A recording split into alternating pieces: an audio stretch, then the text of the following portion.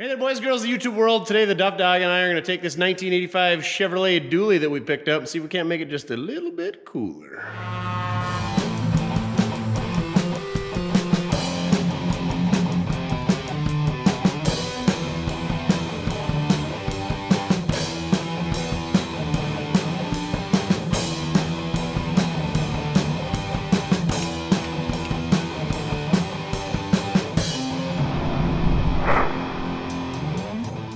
So what I got behind me is a 1985 Chevrolet crew cab dually, two-wheel drive, long box. They did not make a short box. Maybe there was some conversions out there, but they made these 1 tons and 3/4 ton crew cabs. They were all long boxes. You could get them a single rear wheel or a dual rear wheel. You could get them 2-wheel drive, 4-wheel drive.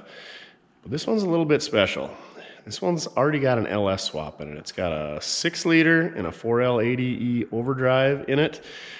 Chin found this thing on Bizman Online. It's like the West River, North Dakota version of Craigslist. I stay off there because everything's a long ways away. We went about 4.5 hours up to the big city of Hazen, North Dakota to pick this up. Turns out the guy had actually been watching our channel. Small world, eh? Chin sent this thing to me.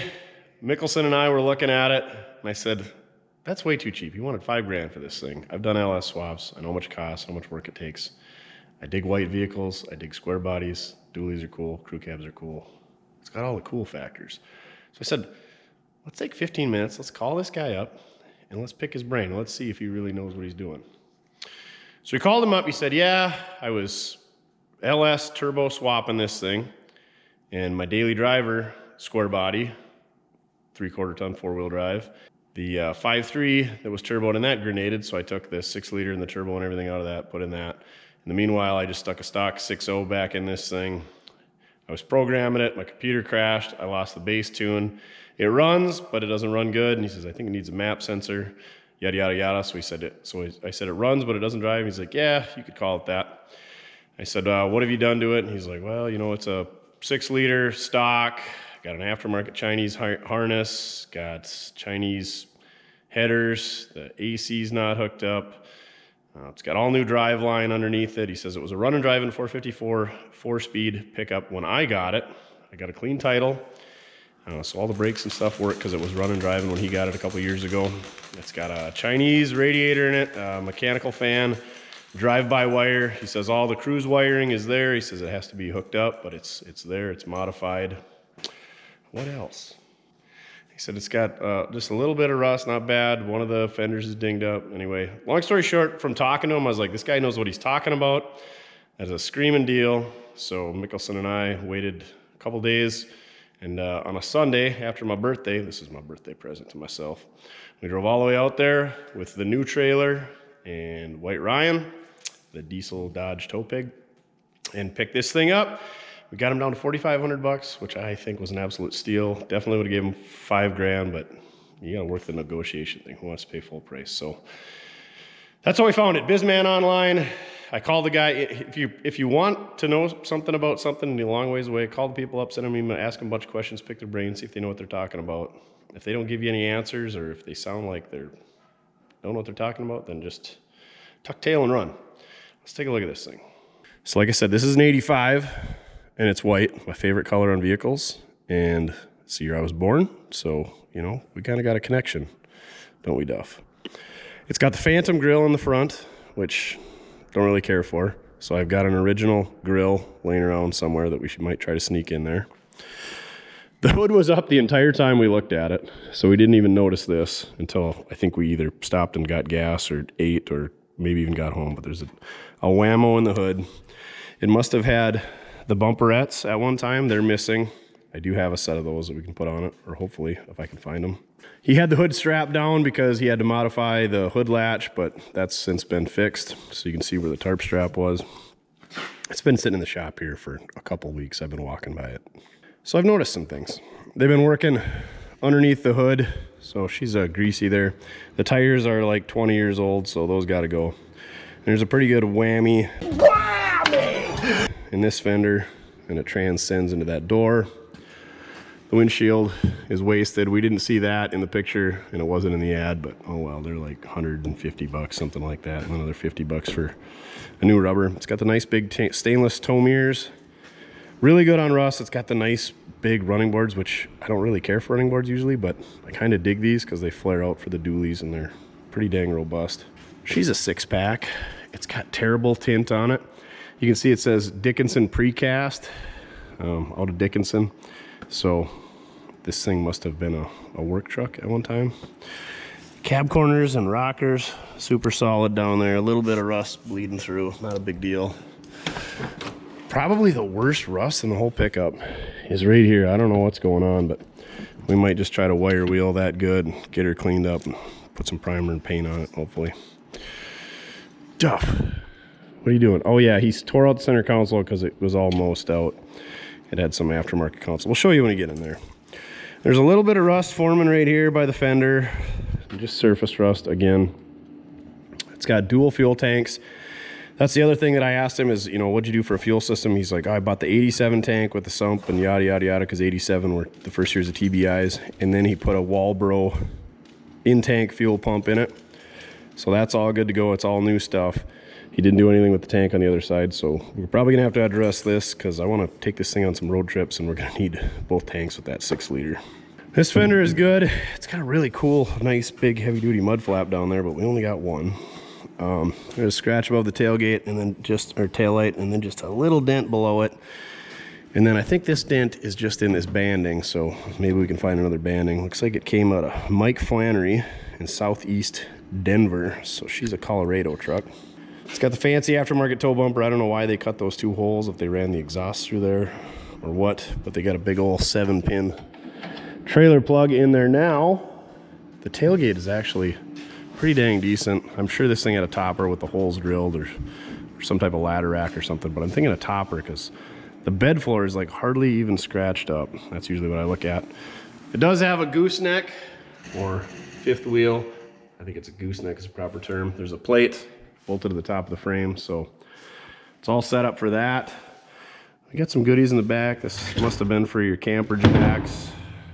An extra glass pack, some landscaping edging, a 16-inch tire, probably the clutch from the 454. This is the score of the day though, a smart strap ratchet strap.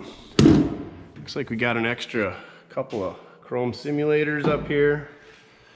We got these fancy 6-liter engine covers. Chin thinks they're worth big bucks, so yeah.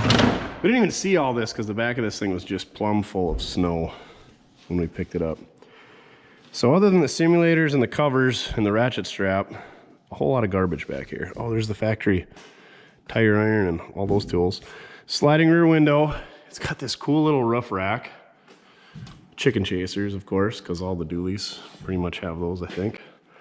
It's a conversion of sorts. What is it? A custom something? Comfort Coach Incorporated. Those are the color numbers and the options it has, but it's got flex steel seats in it. It's missing the dash pad. Like I said, it was a 4-speed pickup, so it's still got the 4-speed clutch pedal and the 4-speed tilt column, which is pretty desirable to the right guy. And then he put some crappy B&M floor shifter in there, and he said that that's crappy, so it's not like he was bragging it up, but still there's 150 bucks. He's got the computer underneath the dash. So I would like to find a dash pad. I do have an automatic column and pedal. We'll sneak in here. And then hopefully I can find an automatic floor and we'll put in there, and then we'll have to fix the carpet as well. I would like to, these seats are not the worst, but they're not good and you can't get covers for them. So I would like to find some stock benches and put in there. It's kind of neat because it's pretty well loaded up for, especially being a 4-speed. Had the big block, cruise, delay wipers, power windows, power locks, all that good stuff, which I could live without most of it. Yeah, it's got some rust in weird spots. There's actually a couple of pinholes there, so I don't know what's going on there, but still good enough for the girls we go with. There you can see the new tank and pump and stuff. I think we got a parts pickup that'll have that banding there, that 83 we picked up at an auction sale. This box side is good, but this fender is not so good. So if anybody's got a decent dually fender we could scab on, that'd be great. She's a camper special. I don't know, that's what the TP means, I believe. never mind that back glass. That's just storing it for now. That's for the expedition because a rock may have bounced off my trailer, off my big old mud slut tires, and came back, went through my back window. But we had a parts rig, so we stole it out of that. And then we picked this one up from 7th Avenue Auto Salvage. So we got to put that back on the parts rig so that the critters don't move in there. It's kind of got like a faux overhead console thing with the lights in it. Yeah, the back seat does not fold down and lay flat, unfortunately, but you can't have it all. Looks like we got these exhaust flanges. He says those can't go on because, oh, they got the O2 sensor bungs too. Because there's some tabs on the 4L80. The 4L80 is out of a big block pickup, so it's a little bit older 4L80E. He gave us a bunch of the wiring stuff. He actually mailed this to me. Super nice guy. And so you're gonna see the computers kind of laying there. He's got the factory GM bracket that he had screwed up there. There's the cruise control module. Like I said, it's drive-by-wire. The pedal's sitting up way too high, but he told me about that. Seller was super cool. Told us, you know, all the things that it needed, why he was getting out of it. He's working on a 47 to 53 Chevy. Wants to focus on that. And he was just kind of burned out on it. So that being said, we knew that it didn't run very well. So I got my, and we confirmed it. We tried driving on the trailer. It's got hydro boost brakes. The brakes and the steering did not work. So we were just like, let's just winch it on the trailer. So I had my buddy Eli, Rigid Customs, check them out. From Rigid Customs come over, he's got HP tuners, I believe. And we hooked up to this thing to try to figure out why it was running rough. We spent like 3 hours troubleshooting. We were chasing grounds. We were swapping sensors out of that 49.4, doing this, doing that. Finally, after all that, we determined the map sensor and the cam sensor connectors were swapped around because we started ohming out the map sensor, and our map sensor values were just crazy. How it would run, I don't even know. But the map sensor is a 5-volt reference signal. The cam sensor is a 12-volt reference signal. And I was measuring voltage at the cam position sensor, and we were getting, or the map sensor, and we're getting 12 volts. And that's when the light bulb came on. And we determined that those are swapped. So we swapped those around. Engine ran a lot better, but it was still idling high. And no matter how we would program the idle, because you can set it up in that HP tuners, it wouldn't come down. But it said we were going like 19 mile an hour. I said, why are we getting a transmission speed? The tires are on the ground, it's in park. And he goes, what transmission? I said, it's a 4L80. He says, go underneath. There's 2 plugs that are exactly the same on that 4L80, input speed and output speed. Flop those around. So I went underneath, flipped them around, idle came right down. So I think what was happening was this previous owner was just fed up with trying to figure this thing out, and he was playing with tunes, trying to get it to work right. And all it was is 2 sensors swapped around on the engine, 2 sensors swapped around on the transmission. So it took us a whole lot of figuring to find that out. I didn't record that because troubleshooting is not much fun to record. There is some bad grounds and just the wiring in general needs to be cleaned up. So we were checking a lot of that stuff. And like I said, we thought we had bad sensors, so we were swapping sensors. But it runs good now. It needs exhaust, it needs to be lowered. It needs tires, it needs the tint stripped out, it needs the interior cleaned, it needs the box cleaned. But it runs and a lot drives. He even gave us a Cat DT78 battery. Dual terminal, top and side posts. What a deal. Looks like there's some relay under here. That must have been from the factory original stuff or whatever the conversion. Like I said, there's our hydro boost. I think he said the 6 liters out of a van. Wasn't sure on mileage, anything like that. It's got this Chinese radiator. It's got a stock style radiator hose, aftermarket air intake that's kind of rubbing on that top radiator hose, and it's just hanging by hopes and dreams, so we got to doctor that up. The AC box, he said, was all busted to heck, so we got to find one of those and put in there. Probably should put a heater core in it while we're at it, because it's the right thing to do, right, Duff? Plus the dash is half torn apart. It's got some Chinese headers on it. You know I hate headers, so we're getting rid of those, and we're just going to go manifolds, and then that way I can hopefully use a stock crossover, and we can go to boom tube and have him put stock exhaust on it. He's got some generic Amazon engine mounts. They're like the Weldon style. He said he bought the kit before to do on his other pickup. Didn't like where the engine sat, so he bought these. He said that is the way to go. Which, you know, if it's only going to be an LS forever, which probably it is, that's, I guess, the way to go. I kind of like the bolt-in stuff, but he said it sat too high and too far ahead or back. This way you can put it wherever you want. Like I said, there's some wires hanging down there by the exhaust and the starter need to be cleaned up. Red plug wires. Not a big fan. JDM Speed, don't know who they are, but anyway, they'll work for now. But I might have some new ones we might sneak on there just because I hate red spark plug wires. There's some vacuum ports here that we need to clean up. Just general cleanup mostly under the hood here. Tidying stuff up, so on and so forth. Oh, and he's got a flexi hose down there. So that's gonna have to go. There's no coolant in it because you can tell the heater hoses are not hooked up. So we'll have to plumb those up there as well. Other than that, yeah, he did modify this thing. I don't know if you can see. So he could put an intercooler up here. Oh, he's got a tranny cooler up here. He said it was leaking, but I don't see any puddles on the floor. So either it is empty or it fixed itself. I think he's got like AN lines running for the tranny cooler. Yep, braided AN lines underneath there. We'll get this on the hoist and show you all that stuff. Yeah, pretty good rig, I guess. Wouldn't you say, Duff? He came with, picked it up. Long truck ride, got to meet that guy's puppies, running around his yard playing in the snow. It was kind of a spur of the moment deal, and I don't like filming with the previous owners, and then Mickelson was with, and there's dogs there, and it was cold out, and yada, yada, yada. So we didn't film any of looking it over or hauling it back, anything, so sorry about that. Here we are.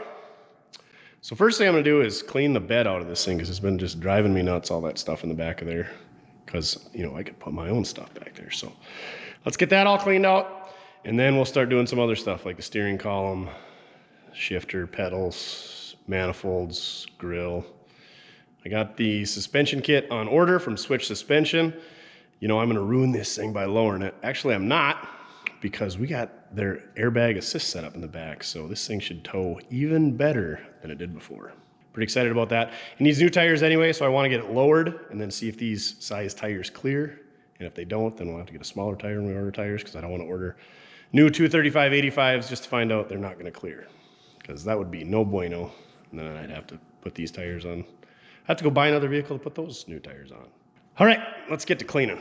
That's how much you like cleaning. You're just going to play dead while I clean. You are a very, very special dog, and you are a dirty, dirty dog. I can't imagine it has anything to do with you rolling on the floor like that all the time. You're a goob.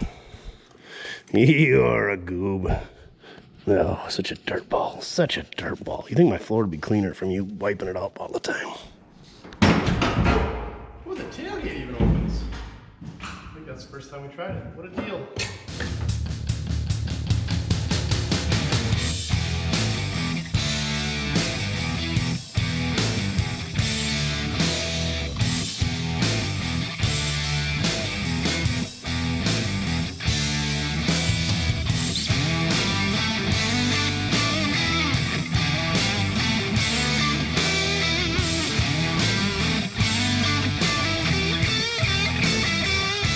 So we took everything from the box in the cab that I thought we would need, and it'll fit in this tote. Got her put in that tote, filed away. Good way to store stuff. I got this cat's set up and crossover for when we get the manifolds on there. I got a new windshield seal for when we find a windshield.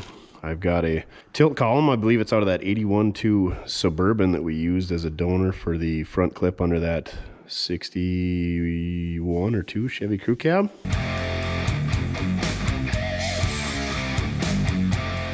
Camera wasn't on. Really? Just kidding. I got the brake pedal assembly with the single big pedal for that 82 Suburban, and I got some manifolds off the 5.3 that I believe was on that pickup. Should be the same as a 6-liter. And then I got a whole bunch of shift linkages and levers and all that kind of stuff to hopefully make that work with 4L80. And then I got a couple of stock pedals to make that pedal look good once we get it to where it needs to be, so it looks original-ish. So I think the first thing we're going to do is get that column in there so we can get rid of that stupid shifter. Really not a whole lot holding these things in there. There's a couple of electrical connections. There's this boot, Das boot. Why does the last guy chug out of a shoe? It's no shoe! It's just boot! Holding to the firewall, neutral safety switch connections down here. These 2 bolts here. This is for your shift indicator. We're not going to hook that up. And then you got to hook up your rag joint down there at the end of the column. So 1 bolt down there. I don't know what's there. 5 or 6 on that guy. We don't have a shift linkage we got to worry about on this one. And then 3 connectors, 2 bolts. Bada bing, bada boom. It looks like they got the cover underneath the bottom of the column already removed, so we don't have to worry about that.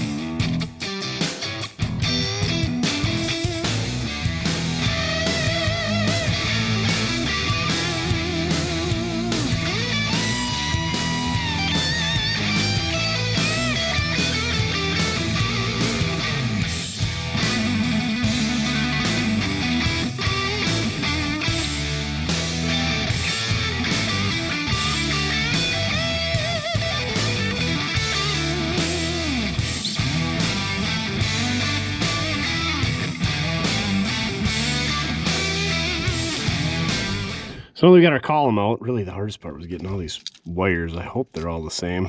And then of course previous owner did a little teeing in here for the LS swap and such. He did say he swapped this brake pedal switch, and it's from a 2-pin to what this would have had to a 4-pin, which is what you need to lock up the torque converter on an overdrive. So he did that right. So I think that's what that wiring's for. We're gonna pull that off there, and then we're gonna pull the clutch and brake pedal assembly out next. So that should be pretty straightforward, but I think we're gonna have to unbolt the hydro boost stuff, unfortunately. And then unhook a couple of linkages as well. Oh, it's got a clutch pedal switch even. How neat is that? How neat is that? Mojo's underneath the hood banging out the manifold stuff, headers, because he hates headers as well. I'm pretty sure. I never asked.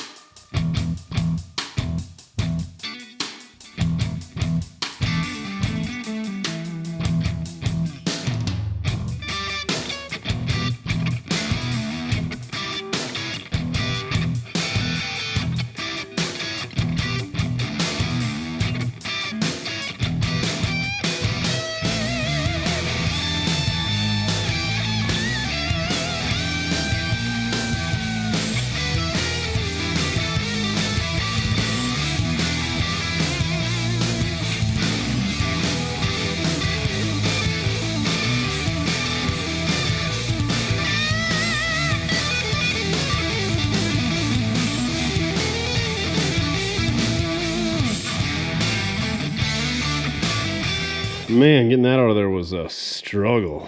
It's just tight quarters underneath there. So there's these 2 studs coming through for the master for the clutch. Get that out of there. Unhook the clutch rod. Same deal with the hydro boost. We got rid of the master rod, and then we got 2 bolts on each side. So the thing I noticed that was different is this guy's got 2 studs on the bottom, and then 2 studs going the other direction from the top. So we're gonna have to knock those out of this guy. Whoopsies, because this one's got all 4 studs. Other than that, I think it should fit right in there, hopefully. A lot of differences here. Crew cab, Suburban, half-ton, 1-ton, clutch, no clutch, power brakes, vacuum assisted power brakes. What are we calling that? Power steering assisted, hydraulic assisted, hydro boost power brakes. So, and then this is 82, this is 85. So, but I think it'll work. What do you think, Duff? Coming to check it out? Yeah. And I suppose I could have just taken this clutch linkage off there, clutch rod, but then you get this goofy little pedal. You know, you got to have the big pedal for doing all the brake stands and stuff. Really getting after it. What?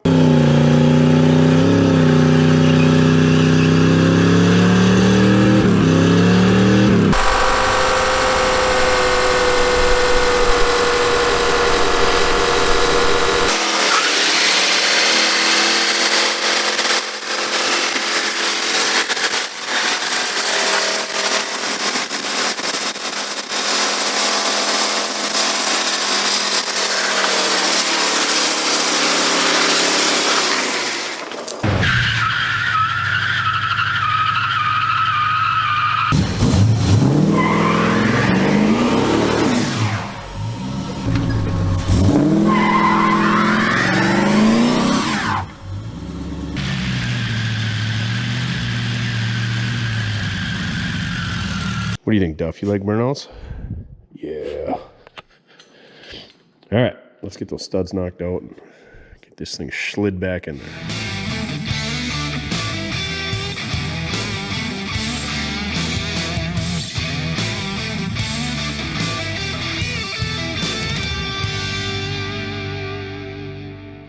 Brake pedal stuff is in. I forgot to tell you, I had to unhook the speedometer cable because that went through the old brake assembly. The good news is we don't need the speedometer cable anymore, so I just fished that out of there because the 4L80E is electronic speedometer. So I think we got to find either the cluster out of like a 91 Suburban or crew cab, or else we got to go aftermarket, or you can spend a whole bunch of bucks on making these work, or you can put a GPS. Yeah, we got options, but speedo cable, we deleted it. So now we got a hole in the firewall we need to fix for the clutch, and then one for the speedometer cable as well.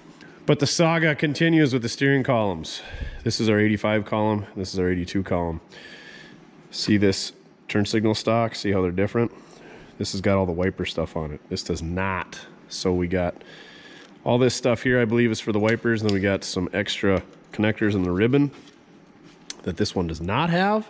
So this would bolt in, it would stop and start the engine because this connector is the same as this one, but we're not going to have wipers, and then the cruise stuff's going to be different.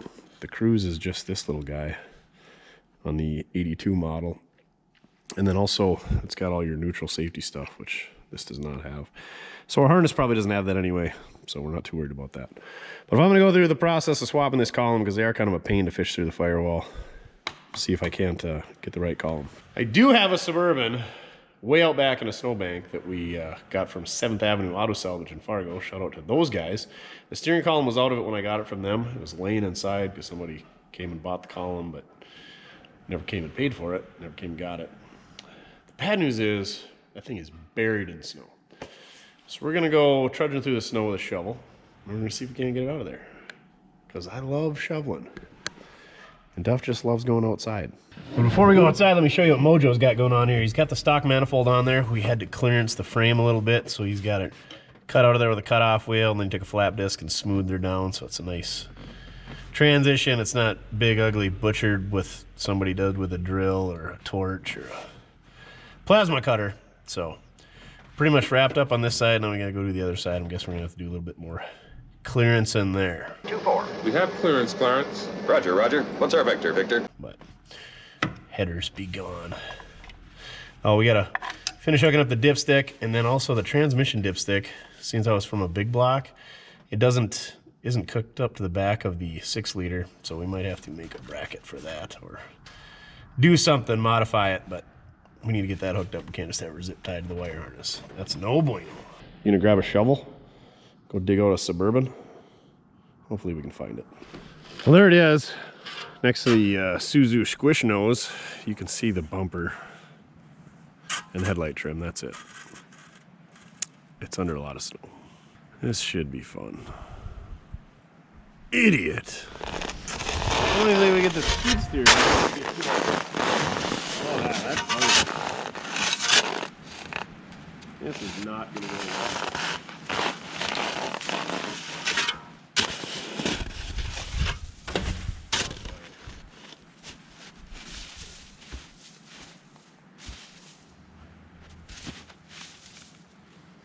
There's the driver's window. Oh, there's the mirror.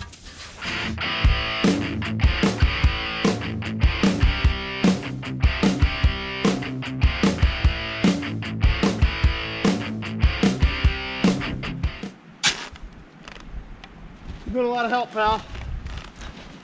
Got it.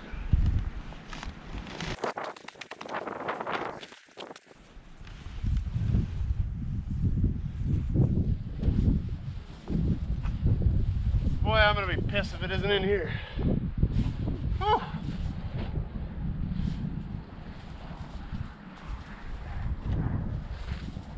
One eternity later. Got it. Got some other good stuff like needle nose pliers too. Duralast. It's way brighter out here.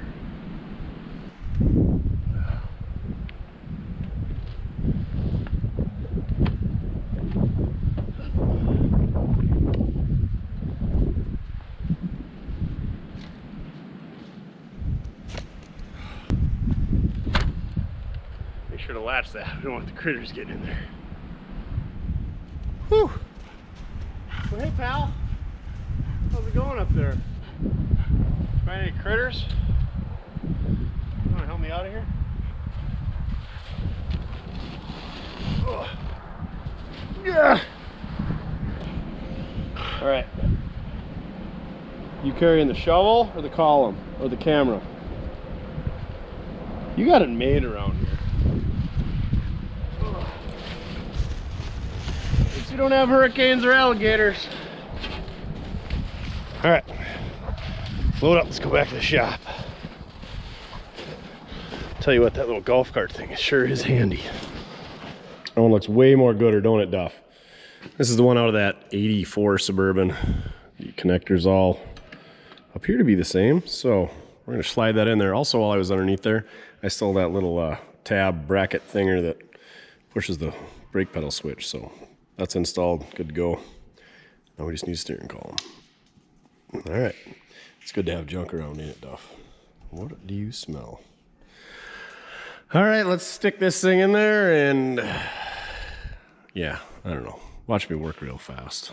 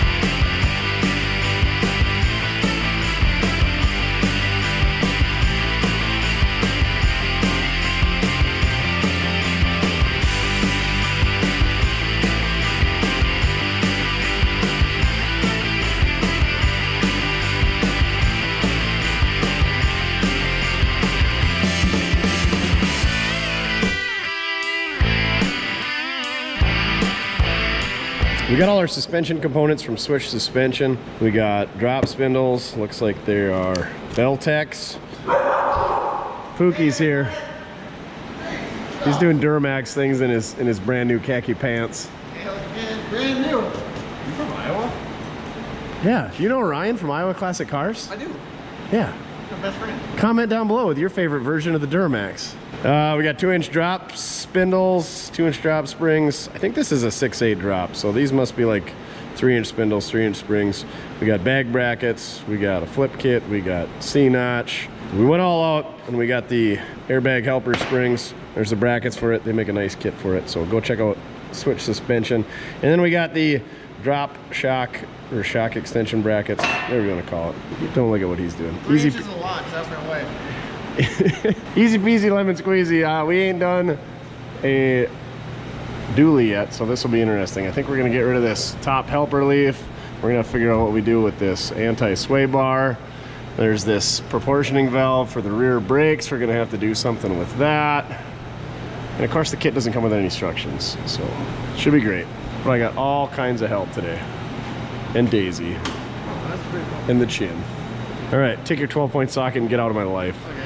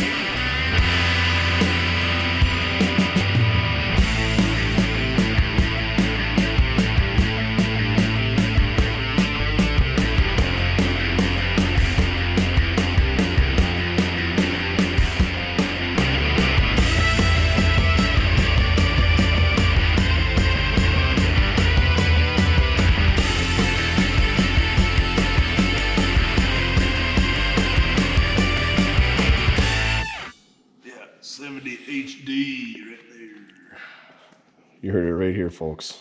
Dana 70. It is out. These bolts holding the straps of the yoke were what are they, inverted Torx, so they were kind of a pain.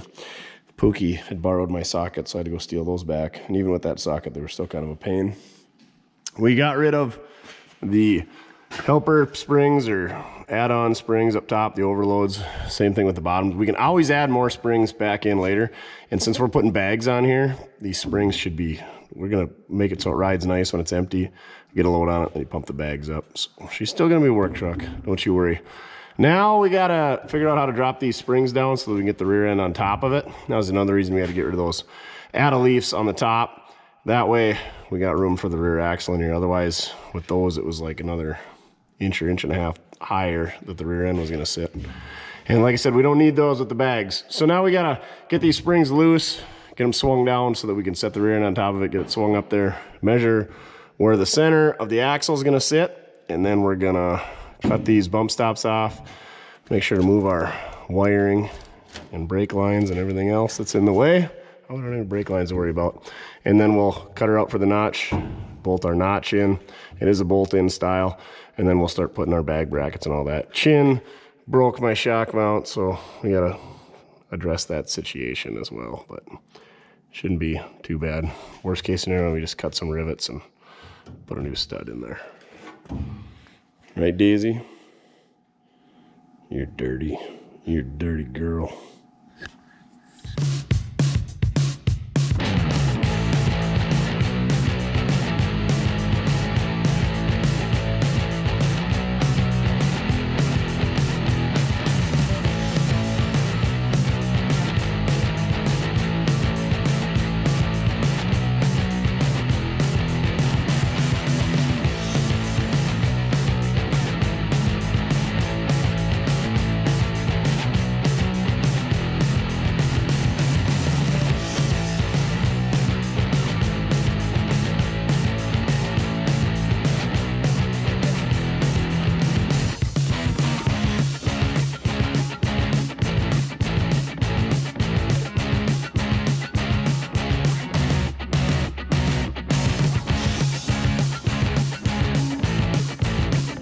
We're getting to one of the more critical parts of this lowering of the suspension.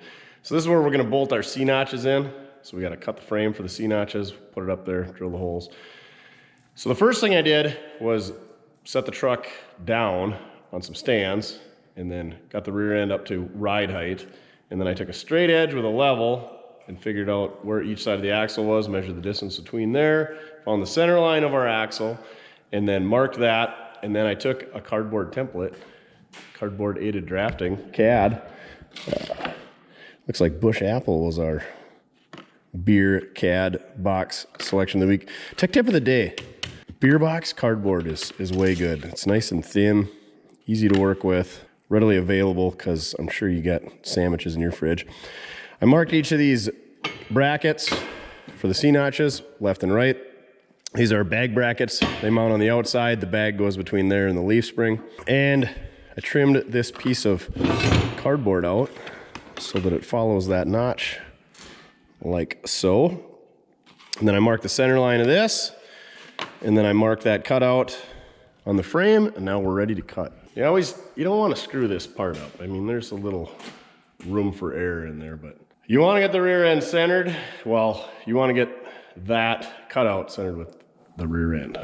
So here you can see where I had the straight edge going up on each side of the frame, measured the distance between there. That's our center line. And then I took our cutout and lined up that center line with the center line of the cutout. I'm gonna take our zip wheel, cut that out. We're gonna make sure there's no brake lines, fuel lines, taillight wires, anything else on the back side. And then we might even support the back of the pickup so that when we cut this out, it doesn't want to sag down. It shouldn't. There's not much weight back there. There's a couple of bed mounts. There's our bumper hanging back there. And then there's the weight of half the weight of the rear end hanging on the leaf spring. So not a whole lot. It shouldn't do anything there, but better to be safe than sorry. I wish this rear end wasn't in the way. It's not a lot of room to work here, but at the same time, Chin and I struggled to get that in there in place. Chin's not here to help me today, so I don't want to take that back out of there. So we're just gonna struggle with this 10 or 12 inch ginormous brake drum staring us right in the face. All right, enough yakking. Let's get to cutting once I make sure everything's clear on the back side.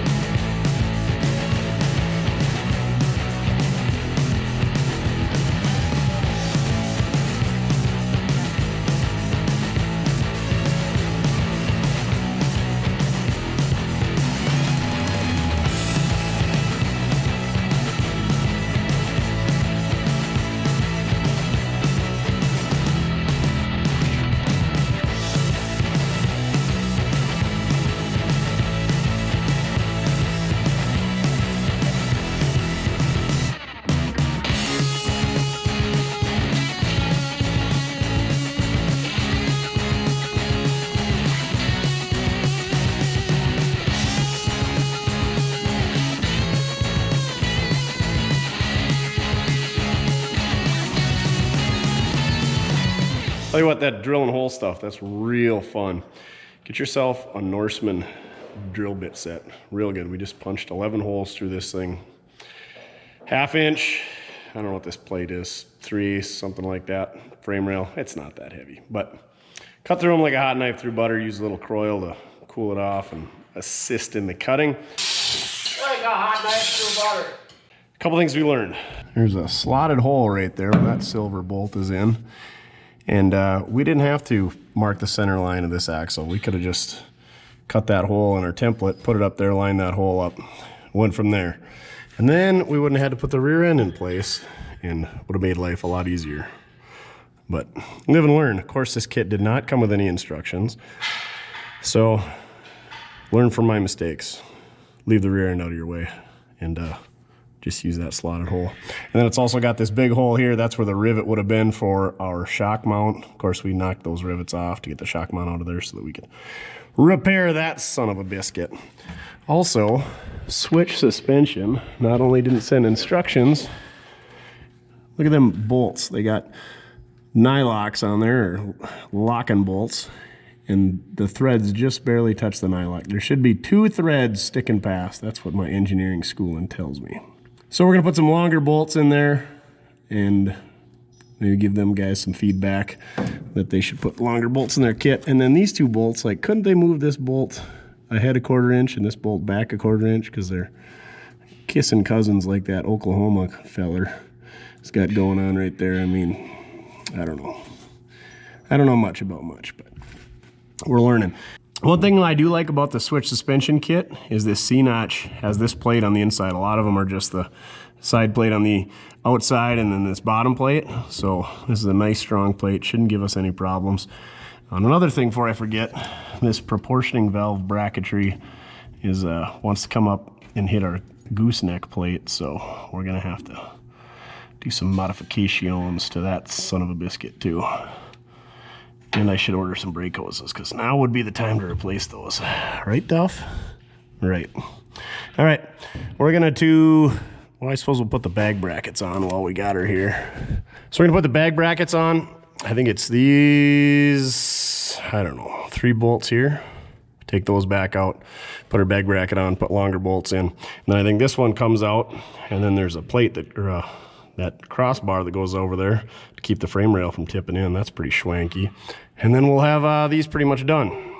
Hopefully those bolts are a little bit longer. Of course they're gonna be longer, but hopefully they stick through the nylocks. That would be real good.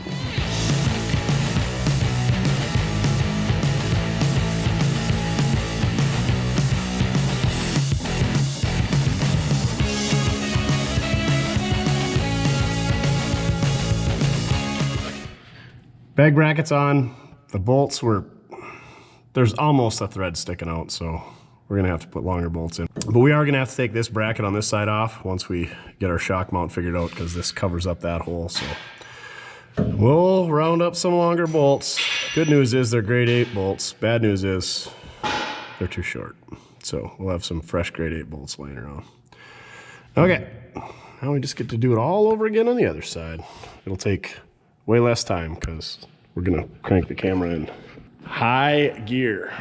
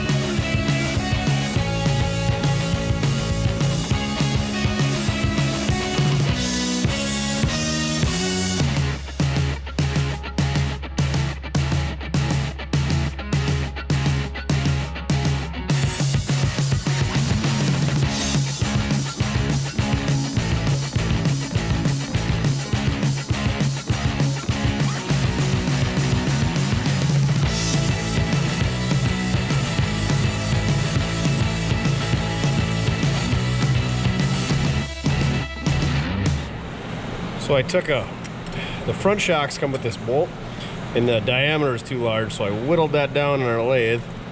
And then the old one was fusion welded, so we cut that off, drilled a hole, and now it's replaceable. Other than the stock off the shelf one, we're gonna have to whittle it down.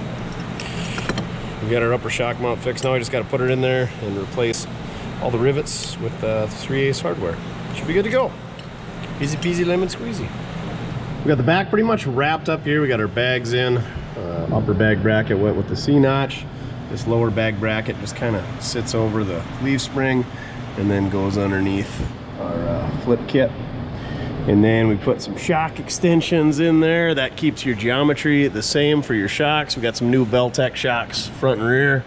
We got our shock mount, upper shock mount, repaired, bolted in place. So yeah, everything's pretty much done back here. There was a sway bar on here, or anti-sway bar. The brackets won't work with our new U-bolts and brackets, so we either got to do some modifications there or just run without it. I think we're probably just going to run without it for now. We'll see. I don't think we're going to need it. And then there's this proportioning valve right there for the brakes. I think it's so as you get a load on it, it applies more or less rear braking pressure. I don't really get how that works or proportions it. So we're just gonna leave it where it's at now. Maybe we'll modify that later, but let's be honest, we won't. I got a new brake hose on order and some new wheel cylinders and all that good stuff, but it's not here yet. So let's go start working on the front. Up front, we got drop spindles, drop springs. So we're gonna take the caliper off, we're gonna take our rotor off, and then our dust shield. We'll split the upper and lower ball joints, tie rod end. We got to take the sway bar loose. Looks like we got to fix a sway bar bracket. And then we'll put our new spring in, put our new spindle in, reverse assembly. We're going to put new wheel seals in. We're going to turn the rotors. We're going to pack the bearings. I got new calipers and pads coming, but they're not here yet. And then we got new shocks for the front as well. So pretty much straightforward, I guess. There's a bunch of residual oil from the previous steering sector. The guy before said he put this blue top on there. And so yeah, that's a nice little bonus, but we don't have to worry about that because it's all been redone. So I'm gonna work real fast at this. You guys have seen me split ball joints and take brakes apart before. Nothing new here.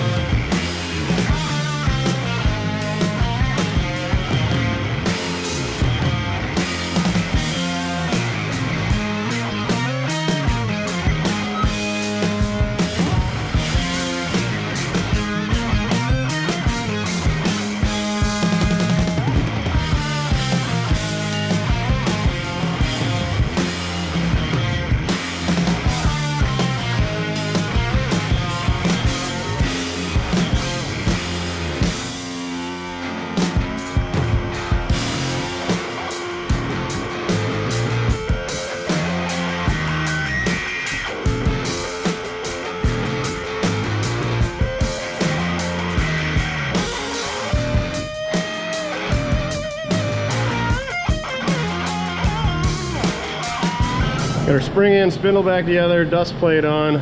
Now we just gotta clean up the bearings, turn the rotors, put everything back together, put our shocks on, and we'll have everything wrapped up here.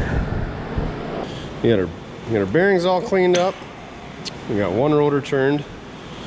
We are gonna replace the inner bearing on the driver's side. Let me see if I can show you. You see a little discoloration right there? Yeah, now is the time to do it. This is a set A35. These are some good old Timkins, aren't they? She's a Clark.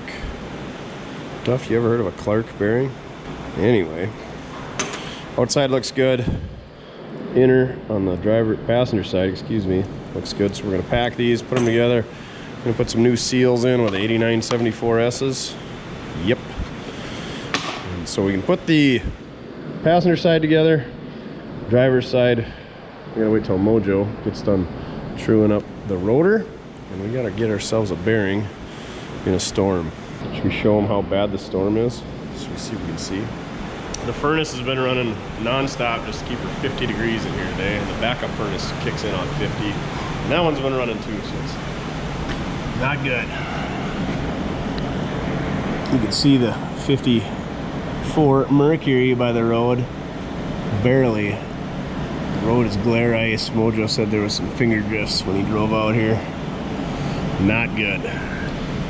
So we're not going to be driving 25 miles each way in this stuff to get ourselves some bearings, so we're probably just going to have to wait till the storm clears up. So this is why we can't get projects done every week. This is why we got to do some willet runs in the middle, so on and so forth, because a lot of the times they don't have parts. They don't have, I checked in town, which is only a couple miles. They don't have set 35 on hand, so nearest set is 16-ish miles away, something like that, 20 miles. So we're gonna have to find something else to do today. I guess we'll do a willet run for some filler. Just what we want to do is get something running and go drive around outside in this, huh, Duff? Yeah.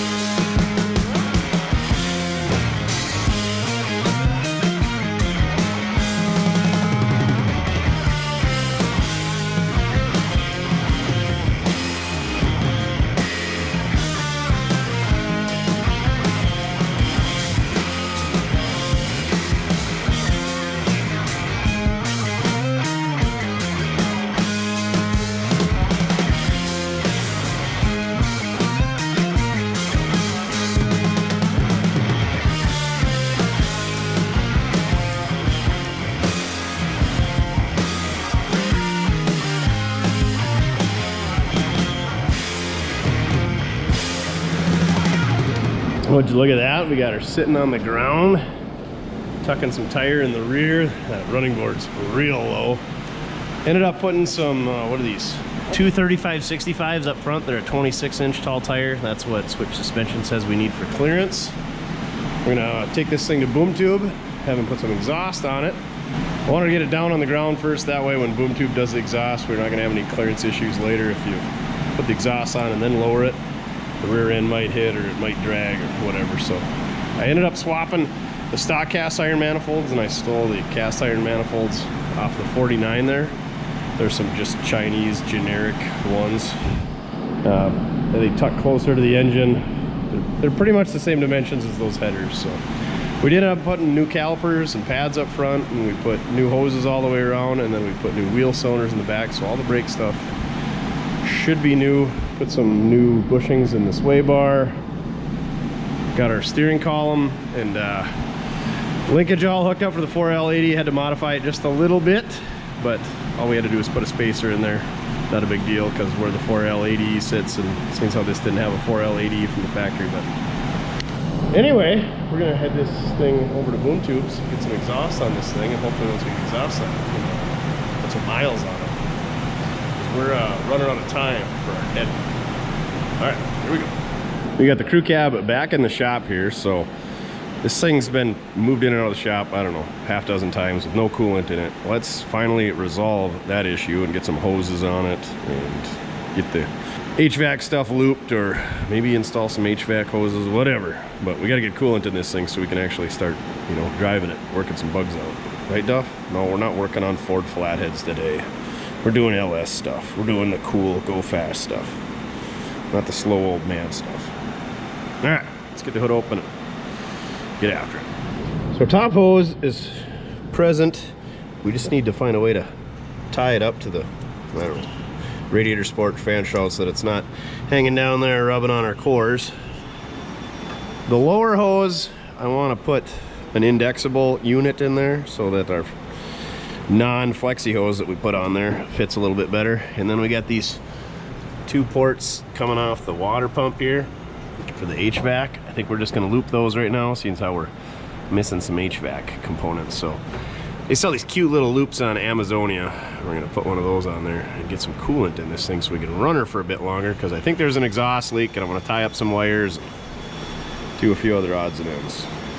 And Mojo is going to sit back there and make noise with an electric drill all day, right, Duff? He's stripping the decals off the old come apart over there, getting after it. He gets to have all the fun jobs. Got this handy dandy indexable swivel, whatever you gotta call it, 1.5" thermostat housing from the Amazonia. There's the part number. There's the part. It seems to be okay quality. I really don't like aftermarket thermostat housings, but here's the stock one. The thermostat's built into it, and it's got an O-ring. This one didn't come with any type of way to seal it. So it turns out, after talking to Napatat, I gotta get like an 05 Chevy LS thermostat. And that thermostat will have the seal, and then the thermostat. 187 degree. And yeah, because these earlier ones, the thermostat was all part of the housing. So we're just gonna leave that on there for now. Old half-ass Brent there, he says you can just put that thing in there and turn it and just put the bolts back in, and he says they'll catch the edge of the housing just kind of like so, and it'll seal and it'll be fine. That seems sketchy, but I guess it works. Also, look at this hose clamp. You ever seen one fail like that? What a deal. I've never seen one fail in that manner, but I think I figured out why. 4 letters. Yeah, these 4-letter words will get you. N-A-P-A. Junk. I'm gonna throw that right in the trash. So, we can't resolve that dilemma, but the lower radiator hose actually fits on this one pretty okay. But it would fit pretty okayer with that, I feel like. So, we're gonna get a thermostat coming, and we'll maybe put that on there, otherwise we'll have it on the shelf for a rainy day on another project. Boxes of shelves, and shelves full of boxes of new parts that we didn't use. Story of my life. But now we need to find that loop down there for the radiator hoses, because I don't know where I put that at. I'm gonna do some looking. Here's our coolant loop hose thinger. I don't know, you get these on the Amazonia too. Work good if you're not running a heater. I think we had this one on my dad's, oh yeah, when the Buick's heater core was leaking on us, we just stuck that on there temporarily. So pretty handy. All right, moment of truth. I got a gallon of water. We're gonna start off. We don't want to spill coolant all over the floor. That stuff's expensive. So we're gonna start with some water. Hopefully we got no leaks. I did tie up the upper radiator hose, so I'll show you what we got going on there. So I just took an insulated P-clamp and then used this stock mounting location for the fan shroud. And this way the hose can't run into the radiator and can't fall into our fan either. So pretty good idea. I think what this thing needs though is I should make a shroud. That way all the air gets pulled across the fins. And if if we put a shroud in there, we can improvise at a mounting location for that. I wonder if a stock shroud couldn't be made to work with this thing. I don't know. Maybe you'll have to dig one up and see. There's like 1,400 different fan shrouds. That's one thing GM kind of missed the ball on these old square bodies, is the fan shroud. You know, there's should be like a 2-wheel drive one and a 4-wheel drive one. Well, there's a September one and there's an October one and there's a California one and there's a Cleveland one. But anyhow, I got our handy dandy Amazonia funnel adapter, and I got a couple of drip pans out, so ready for leaks. What is it? Plan for the worst and hope for the best. So hopefully we got no leaks. Duff's keeping his distance. He knows not to drink the radiator water. He's a smart pup. Here goes nothing. I bet there's about a 40% chance there's no leaks. There's always a leak. Especially when it's somebody else's project that we didn't start, put together. Maybe there's a better chance since it's somebody else's project. We probably did a better job than us. I don't hear anything trickling down hitting the ground yet. It's not filling very fast. We'll have to probably pull the line up.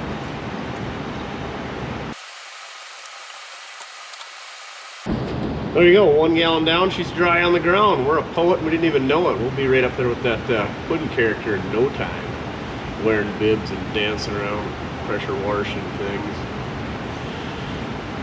Spending every video on the same project, you know. We at least bounce around, give you a little variety. No, that's definitely what that guy is all about, a variety show. You get dancing, you get singing, you get some mild entertainment. You don't get a dog though, do you, Duff? Oh yeah. All right. Enough yakking about the Pot County pastor or whatever he goes by these days. Floor pan, rattle can, Danimal. We're going with the Maynard's full octane stuff this time. Coolant just ain't got that green color anymore. Oh, never mind. This is pre-diluted. What a joke. Dang it. Now we gotta find some straights in there. Should have drained that water out. Should have read the jug. Well, we found our first leak. This is where I had the steam port run to the radiator. I had that opened up. Somebody dumped coolant in.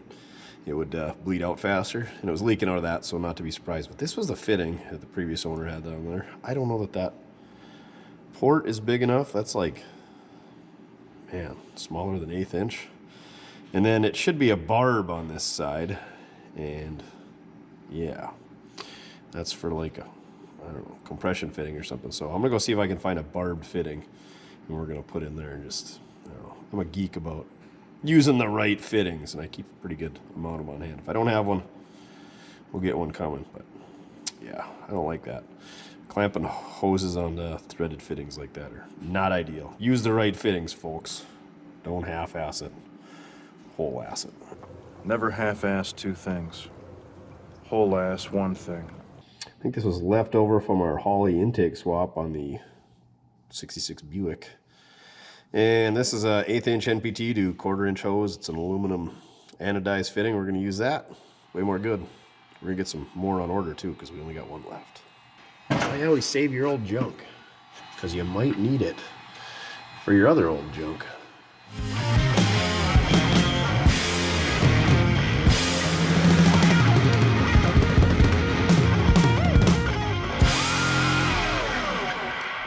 All right, she's running out our steam port, so I think we're ready to hook her up.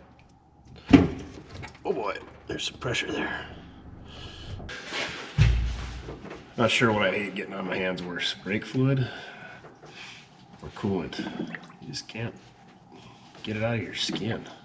At least it doesn't stink like 80-90, that'd be the worst. Something that had the, what's leaking back there now? Well, scratch that, I guess we're going back to fixing leaks. Anyway, coolant, hate getting on my hands. Running down the back of the head. Is it coming out the steam port back here?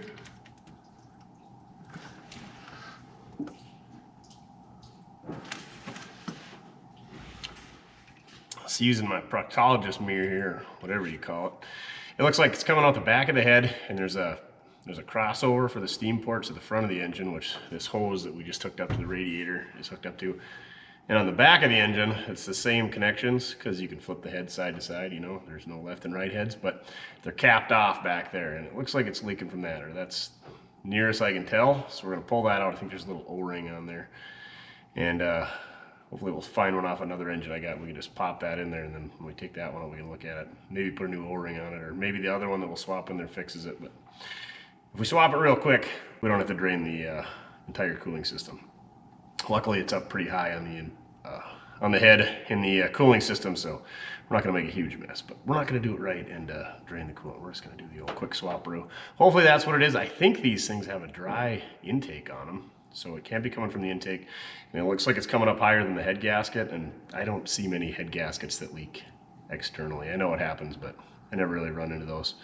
Yeah, you see a lot of external intake leaks, but since this is a dry intake, meaning there's no coolant going through it, that's probably not our issue there. So I think we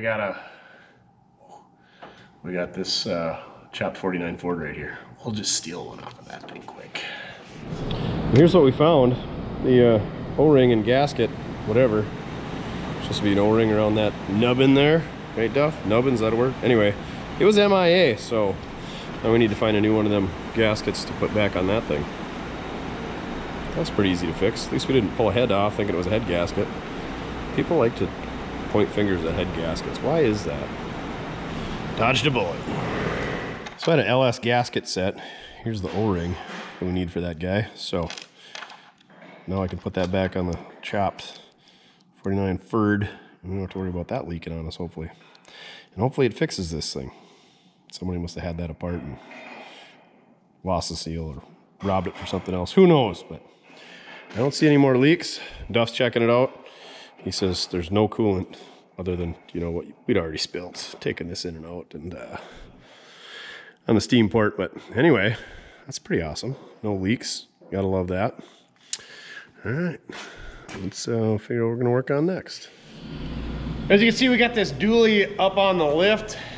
Yeah, Puddin gets mad, you call it a hoist. Tomato. We got her up on the hoist. That was a treat because you got to lift the thing up with a hydraulic floor jack in order to get the arms underneath, because she's low just the way I like it. But wasn't too bad. I need to find myself one of those air bumper jacks. Had one when I was a kid. Well, my uncle still has it. Grandpa had it. Yeah, pretty handy. Never had room for one before. Now we got a little bit more room and an application for it. We're always working on old stuff. You can't use those bumper jacks on new stuff, so let's keep an eye on the old Facebook Marketplace, or maybe we can find one where somebody doesn't have room for it or doesn't have a vehicle they can lift for it. Anyway, let's take a look at the bottom side of this thing. Did a few things last night after sandwich hours, and yeah, got a few things done. I got a few things to do. First thing I did is I put these bumperettes on there, bumper guards. I don't know if I'm sold on them, but they were missing the bolts in the bumper. The bumper guards come with them. I had them laying around, so we slammed them on there quick. I don't know if I like them yet or not. This bumper ain't perfect, so if we find a better one, we'll take her off there. I was missing some bolts in the bumper bracket, put those in there. I got some new bushings coming for this sway bar. It's 1 1/4 inch. They make 3 different ones. So I ordered a pair of these rubbers for all the different sizes. It turns out this is 1 1/4 inch, and of course the ones that showed up were blue that fit, so I got 4 black ones coming because that blue drives me berserk.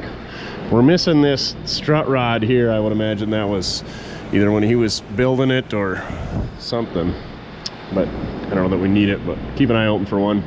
Took the old fuel lines out, most of them. We'll get to that. This transmission cooler line was leaking, so we put a different end on that. Hopefully that fixed that leak. And then also rerouted them. They had them over the top of this cross member. I got them stuck in the side of the cross member, and then they go underneath the engine mount, and they're all pretty nice. I gotta tie them up yet, and then I want to put a piece of rubber on the edge of that transmission mount so that that doesn't rub through. What else did we do? We went under here, and there's the old fuel lines we took out. Oh, we put our shackles in.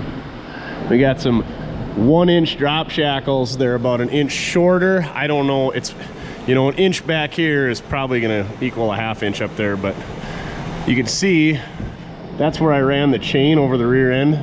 The chain actually touched the exhaust, and Boom Tube's got them tucked up. He even notched out that cross member for the gooseneck. It's not going to affect it. It's just a flat plate on the bottom. But he's got those things tucked up as high as we can go, and they're still pretty low. So I put those lift shackles back here, so that should give us a little bit. Still got to plumb up the air compressor and the tank and the airbags and the valves and all that stuff. This is a hooker exhaust kit. I started putting it on, and I didn't like the way it was fitting with this lowered vehicle, and then it's for a regular cab long box, so we needed to make the other pieces up front, and it was for a small block with headers. So basically we needed to make from here forward anyhow, so Boom Tube bent those up, and then he modified the exhaust tips. These kind of came straight out, and I don't really like when they come straight out, so I had them sneak them up and around and dump down. I think they're cool like that, where they just kind of barely sneak out and they're at an angle. I mean, obviously water's always going to sit here. It's going to have a hard time running out, but we don't care. So exhaust is pretty much wrapped up on this thing.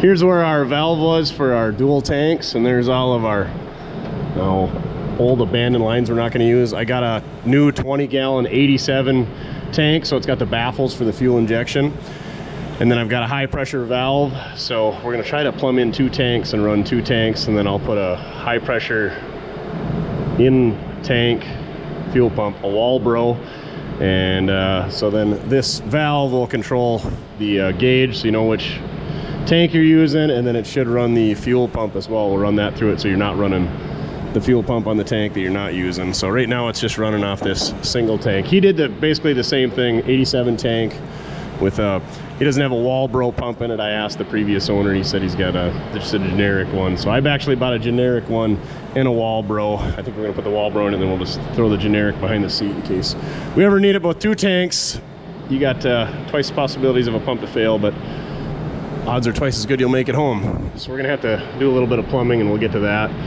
Like I said, we're kind of waiting for parts on that. I noticed the output shaft seal in the 4L80E is leaking, so I got one of those, and then while we're at it, we're gonna put a new rubber mount up there. Oh yeah, we put all the bolts in this cover. It didn't come with it. I had a cover laying around for the inspection cover for the torque converter, so we got that in there now. And I noticed that it didn't have, the bolts look kind of funny. They weren't regular starter bolts. And what did we find, Duff? They just had regular metric bolts with lock washers in there. So we put some serrated starter bolts in there. Don't put regular bolts in your starter. It's gonna leave you stranded. And that was the other thing, I found that out. You couldn't even get a socket on this thing because it was hitting the inspection cover, because you gotta have the right bolts, right, Duff? Let's dig in our LS swap drawer. There's a LS starter bolt. See, it's got that smaller head. It's like a 13 millimeter versus a 16 or 17 millimeter. And they should be serrated. That one isn't. Yeah, there you go. They're serrated right there because they go up inside the block. Or with this one, those threads would be up inside the block, and it causes a stress point. Anyway, use starter bolts, people. We'll leave that in there. I mean, it'll work in a pinch. But that would have really sucked to be on a road trip, to be in, you know, the middle of Austin, Texas, or Pot County, Oklahoma, and to have a starter bolt shear off, and then you're hopefully you don't screw up the starter or the mounting holes in the block. But yeah, it's no fun, believe me. I've been there. Always use regular starter bolts. I gotta modify that shift linkage a little bit. The spring that we got in there is too long, so it's compacted into nothing. I'm gonna tie up these fuel lines a little bit, but I'm gonna wait on that until we get everything tied up with that auxiliary tank and all that. Boom Tube did a good job putting the clamps on the exhaust upside down, so you're not bumping your noggin on them, and you're not scraping when you load them on the trailer, or when you go over speed bumps, they don't hook on stuff. So he knows how I like my exhaust. I think that's about all I did last night. Like I said, I want to plumb up these valves. I don't know nothing about air tank stuff, so we're gonna have to give Puddin' a call. I think we got to put a relay in there. There's our relay. We got a fill valve and a dump valve and some air hoses, and we got a gauge inside that we need to run. Yeah, and a switch for the fill. You got all kinds of stuff. Fittings, fittings, fittings, more fittings, breathers, fittings. Pressure switch, so it only runs the pump until it gets to a certain point and then it shuts off. Yeah. And I think we should put a drain valve on there, and we might put a port so you can hook up your air hose. Because how neat would that be to be able to help somebody fill their tire, or to fill my own tire, maybe to run an air gun for short spurts. Yeah. Might as well, since it's already there, just put the fitting on there, be done, and then get to the point where somebody needs air and you don't have the hose to fill it. But we're making progress. We're getting a lot done on this thing. This thing's actually getting pretty close, I hope. The biggest thing was those lift shackles in the back, because like I said, it was too low. I know I could put air in the bags and raise it, but then it's gonna ride so gall dang stiff. So hopefully that got us just enough. Otherwise, we're gonna have to re-arch some springs or do something to get it up high enough for that. I got some new rear tires on order because I don't like running on old tires. Even if there's 4 of them, we blow one. I'd hate to tear up these dually fenders. I guess those things are like gold. And the one on the passenger side's already dinged up. Oh, I got new marker lights coming for those because this one's banged up. And all 4 of them were pretty reasonable on the old eBay. We got to get a dash pad coming. But yeah, we got a bunch of parts coming, new wipers. Got to get a windshield rounded up. So yeah, we're banging stuff out today and last night. So here's our Viair 380C air compressor. It's 12 volt. I think it's rated at 23 amps. I don't know all the specs. It's what Puddin told me to get for what I was doing. And then I think we got a 2-gallon air tank from Horn Blasters. We got that all mounted up. I got this plumbed in, the compressor to the tank. I got a fitting coming here, and that's going to be for our go to our valves. I got a drain, so if we get any moisture in here, we can drain that. There's a plug on the back side here for a port that we don't need. You know, we could hook that up to our air horns or whatever. And then we put this Milton air coupler on the back side, so I can put a air hose on the back and we can, you know, run an air tool or pump up a tire or whatever. So it's kind of a neat option you've got if you got air. I've got our air line running from our airbag on the passenger side. I still need to tee the driver's side into that, and this will go to our valve once we get that teed in. I got our valve kind of sub-assembled over here. So you got our fill valve. So our air tank's gonna hook up to there. So we're gonna have system pressure going to there at all times. And then as we wanna fill the bags up, we'll flip this switch up, and then that'll activate that valve, and it'll send air to right here. And that's where our pressure switch is hooked up. When we can't have that, we need to move the pressure switch. I am an idiot. So this pressure switch needs to be hooked up to system pressure, and that is set at 200 psi, so it'll shut the compressor off. So I need to move that. Good thing I caught that. And then this will go to our airbags. So, and then also teed into that for our airbags is going to be our gauge here. That way we'll know how much air we've got in our bags. So I kind of keep an eye on it, and then once you've got it set for what you like, you know, so say 40 psi is where you like for towing cars, you can pump it up to 40 as soon as you hook a trailer up. You've got a reference point. We'll put this underneath the dash, and then like I said, we got to tee off of here and run an airline up to here. I spent probably 2 hours yesterday finding fittings for all this stuff. And I went to a local truck shop, because truck shops got all kinds of air fittings, because trucks have air brakes and everything air. So got a bunch from those guys. And then this is our dump valve. This just goes to atmosphere. So if you want to let your bags down, you just push this switch down. It'll activate this valve and it'll dump that pressure right there. So I need to find a new spot to mount that switch. And we'll put a plug in there. And then we got to mount this. And then, like I said, we got to hook our bags up to here. I got to tee in that other bag. And then we got to hook our compressor tank into that guy. Easy peasy lemon squeezy. Hardest part's going to be getting it mounted. I think I'm just going to take a piece of cardboard and get a pattern for these 4 holes. We'll put this up there, mark where one hole is, and we'll use our template, drill the other 4 holes. Because I don't think there's room to get a drill in to drill them all from this side, so we have to drill them from the back side. I kind of like this spot. They're just going to throw some stuff off the tire, but Puddin says he's never had a problem. He's been daily driving his. We could build a little shield here. I like them over there better than on this side, because your exhaust is always going to be hot. There's plenty of room right here, but I just don't want to get those valves and that compressor all hot with the exhaust. So we can probably drill holes for those valves from this side. Drill the first one through from that direction, put our template up there, mark it out, and drill the other ones that way. So easy peasy, lemon squeezy. I can't believe I'm that big of an idiot that I put that switch in the wrong spot. Oh, let's talk about, since we talked about plumbing, let's talk about wiring. So, wiring. We're gonna take probably some 10 or 12 gauge off the battery, and we're gonna go to this relay, and we're gonna hook it to the 30 terminal. And then 87 is gonna be some more 10 gauge. Like I said, it draws about 23 amps. We're gonna mount this on the firewall so our connections are out of the way. So then we got a hot wire coming from our battery to there, and we probably should have a breaker in it, but I don't know if I got a breaker or a fuse, so we won't have anything. And then 85 is our ground side, and 86 is our power side for the signal. So I think what I'm gonna do is one side of this pressure switch I'm gonna tie to ground, and the other side is gonna go to the 85 signal. So if once that pressure switch reaches 200 psi, it'll pull the ground signal, so that'll shut the compressor off. And then the 86 side, which is our power side, I'll find power somewhere in the vehicle, and we'll run it to another switch that we'll put underneath here, and then we'll run that over to here. So two things can kill our compressor. Well, a lot of things can kill it, but this pressure switch, once it reaches 200 psi, it'll shut the ground side off of this relay, so it will not send power to our compressor. And then we'll have a switch underneath the dash so that we can shut it off. Because if I'm not towing anything, I'm probably not going to want to pump up these bags, so I don't want to hear the compressor start up every time we fire the vehicle up, because you're bound to have leaks, and these compressors are noisy, and it's wear and tear on the compressor. And if you don't need to run it, don't run it.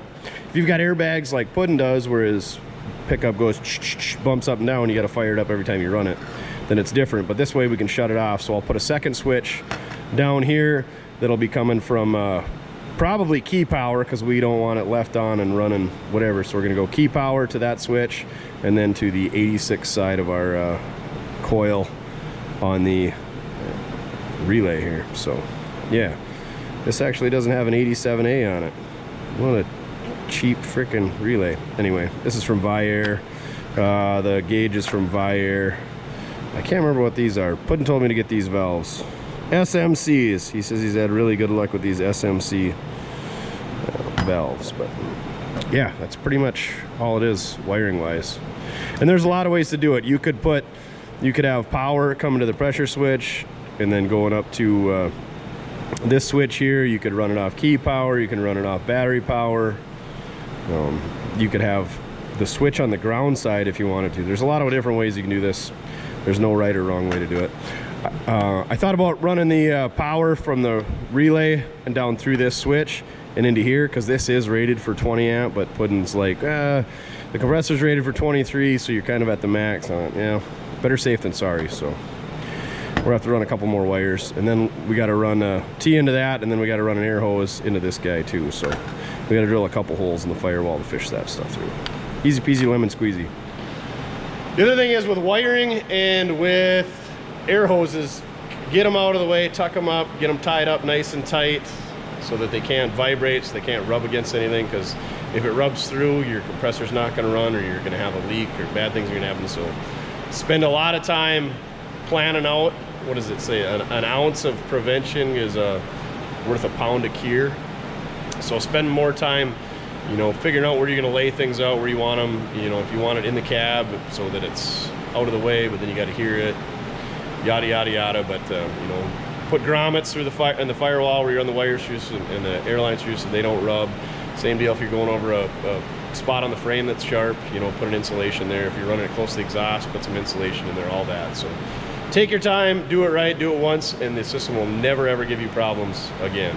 And then buy good stuff. That's why I reached out to Puddin. I was like, hey, what do you use on your pickup? We've had that thing on the road for 5 years, daily drive. It always sits outside, runs in any kind of weather. So I mean, he's had these 380Cs. He says they're good compressors. I think he said, was it a 440? He says, don't buy the 440. He said, they're bad news, they're junk. And I'm like, well, he's the air ride king. So go comment on his video, tell him, Mortske says you're the air ride king. You know, just swell up his head a little bit more from being the Datsun king. He's the Pot County everything king now. So all right, I'm gonna do a little bit more plumbing and get this mounted, and we're gonna be ready for a test drive, except we're in the middle of an ice storm. The snow finally quit, and now we have ice.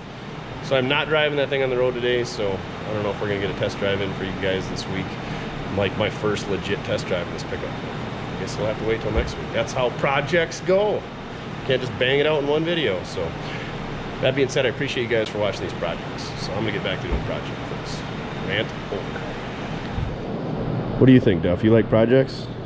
You just like rides, don't you? Loves them rides. Yeah. Who's a good pupper, Duffers? Yeah. You got the boogies in your eyes from sleeping all the time. Lazy pup. All right, checking back in here. I just spent, I don't know how long, plumbing and wiring. Seems like days. Probably because it has been days by the time we found all the fittings and the electrical connectors and the different colored wire and everything else going on. We finally got her in. You want to check her out, Duff? So I'm mounted the gauge down here by the foot feet, or whatever, your right hand, if you're driving. Got a switch for our pump. And then we got a switch for our valve, pumping them up. And then this, you goon. And get your butt out of the way. And this is all hooked up key power, so with the key off, pump doesn't come on, turn the key on, pump comes on. And we should be getting some air pressure there. Should I wire that up backwards?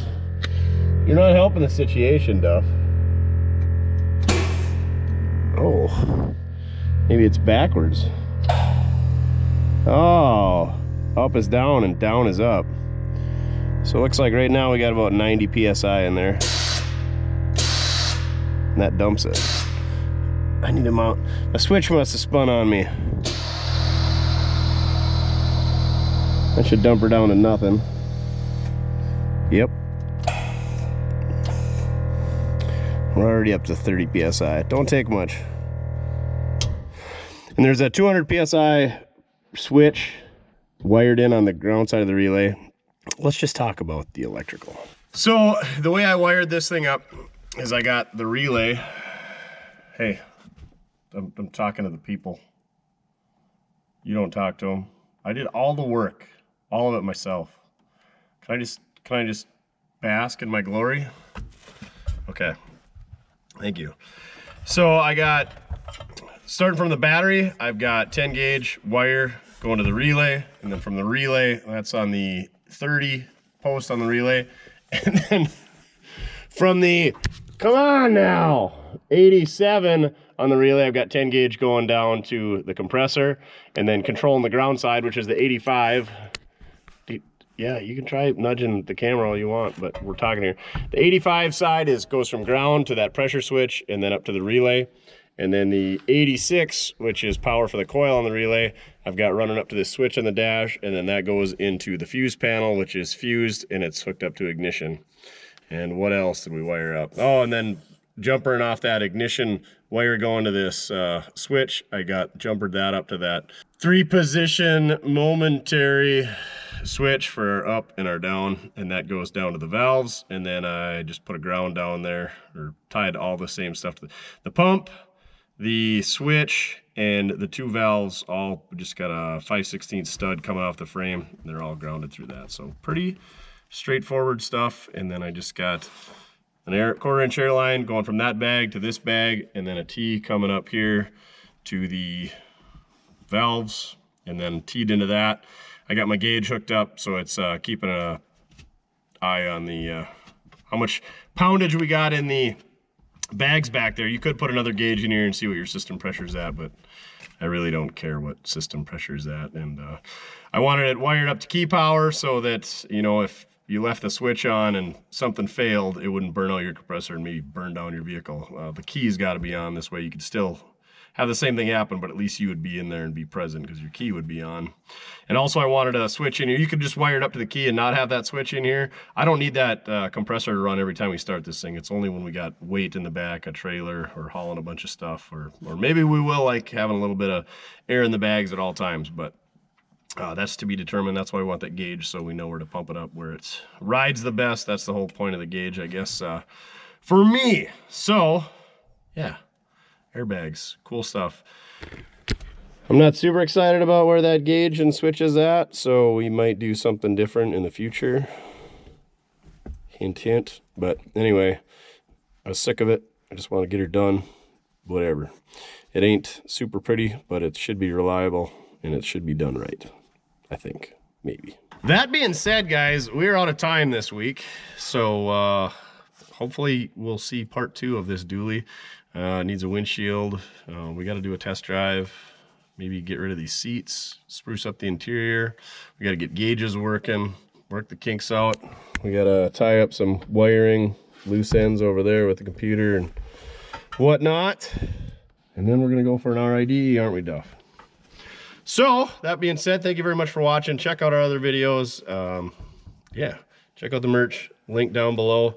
No update on Mount Mortske. It's been cold this week, but we really didn't get much snow. So send us an email, sunnyhillauto@gmail.com, and in the subject, put the date that you think all 4 wheels, the old Grape Concord, are going to hit the gravel.